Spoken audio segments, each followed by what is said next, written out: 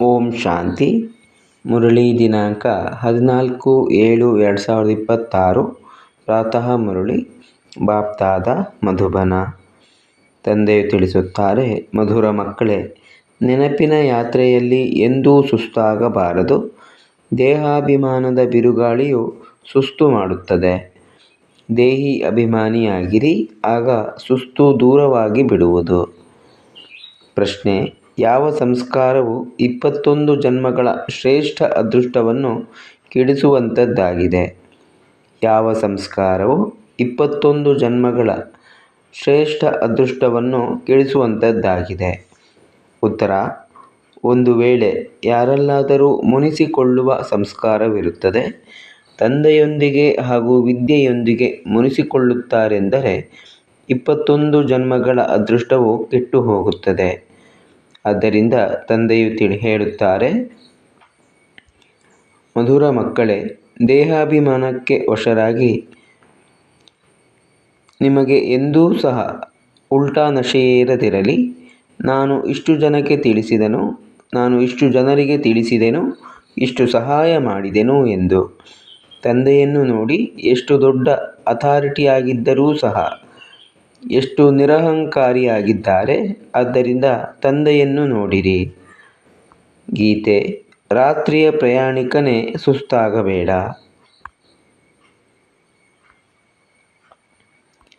ಮಧುರಾತಿ ಮಧುರ ಅಗಲಿ ಹೋಗಿ ಮರಳಿ ಸಿಕ್ಕಿರುವ ಮಕ್ಕಳ ಪ್ರತಿ ಮಾತಾಪಿತಾ ಬಾಪ್ದಾದರವರ ನೆನಪು, ಪ್ರೀತಿ ಹಾಗೂ ಸುಪ್ರಭಾತ. ಆತ್ಮಿಕ ಮಕ್ಕಳಿಗೆ ಆತ್ಮಿಕ ತಂದೆಯ ನಮಸ್ತೆ.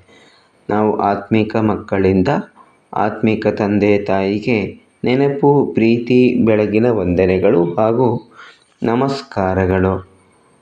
ಧಾರಣೆಗಾಗಿ ಮುಖ್ಯ ಸಾರ. ಮೊದಲನೇ ಪಾಯಿಂಟು: ವಿಜಯ ಮಾಲೆಯಲ್ಲಿ ಬರುವುದಕ್ಕಾಗಿ ಈ ಶರೀರದಿಂದ ಭಿನ್ನವಾಗುವ ಸಂಪೂರ್ಣ ಪುರುಷಾರ್ಥ ಮಾಡಬೇಕಾಗಿದೆ. ದೇಹಾಭಿಮಾನವನ್ನು ಬಿಡುತ್ತಾ ಹೋಗಬೇಕಾಗಿದೆ. ಬುದ್ಧಿಯಿಂದ ಈ ಪ್ರಪಂಚವನ್ನು ಮರೆಯಬೇಕಾಗಿದೆ. ಎರಡನೇದು, ಅತಿಯಾಗಿ ಧನದ ಲಾಲಸೆಯಲ್ಲಿ ಹೋಗಬಾರದು. ತಂದೆಯ ನೆನಪಿನ ವಿನಃ ಬೇರೇನೂ ಚಿಂತನೆ ಇರಬಾರದು. ಎಂದೂ ತಂದೆಯೊಂದಿಗೆ ಅಥವಾ ವಿದ್ಯೆಯೊಂದಿಗೆ ಮುನಿಸಿಕೊಳ್ಳಬಾರದು. ವರದಾನ: ಮಾಲೀಕತ್ವದ ಸ್ಮೃತಿಯ ಮೂಲಕ ಶ್ರೇಷ್ಠ ಅಧಿಕಾರದ ಅನುಭವ ಮಾಡುವಂತಹ ಕಂಬೈನ್ಡ್ ಸ್ವರೂಪಧಾರಿ ಭವ. ಮಾಲೀಕತ್ವದ ಸ್ಮೃತಿಯ ಮೂಲಕ ಶ್ರೇಷ್ಠ ಅಧಿಕಾರದ ಅನುಭವ ಮಾಡುವಂತಹ ಕಂಬೈನ್ಡ್ ಸ್ವರೂಪಧಾರಿ ಭವ. ಮೊಟ್ಟ ಮೊದಲು ತಮ್ಮ ಶರೀರ ಮತ್ತು ಆತ್ಮದ ಕಂಬೈನ್ಡ್ ರೂಪ.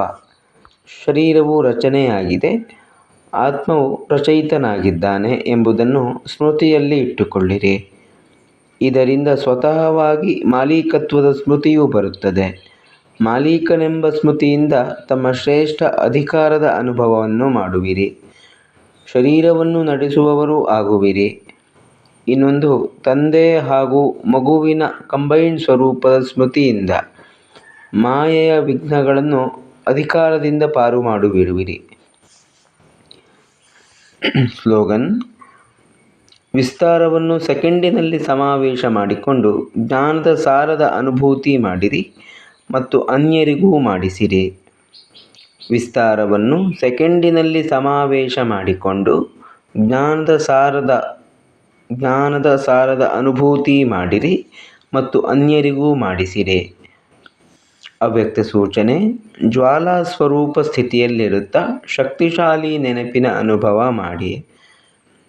ಯಾವಾಗ ನೆನಪು ಜ್ವಾಲಾ ಸ್ವರೂಪವಾಗುವುದು, ಆಗ ಪಾಪಕಟೇಶ್ವರ ಅಥವಾ ಪಾಪಹರಣಿಯಾಗುವಿರಿ. ಈ ನೆನಪಿನ ಮೂಲಕ ಅನೇಕ ಆತ್ಮರ ನಿರ್ಬಲತೆಯು ದೂರವಾಗುವುದು. ಅದಕ್ಕೆ ಪ್ರತಿ ಸೆಕೆಂಡ್, ಪ್ರತಿ ಶ್ವಾಸ ತಂದೆ ಮತ್ತು ನೀವು ಕಂಬೈನ್ಡ್ ಆಗಿರಿ. ಯಾವುದೇ ಸಮಯದಲ್ಲೂ ಸಾಧಾರಣವಾಗಿರಬೇಡಿ. ಸ್ನೇಹ ಮತ್ತು ಶಕ್ತಿ ಎರಡು ರೂಪ ಕಂಬೈನ್ಡ್ ಆಗಿರಿ. ಓಂ ಶಾಂತಿ.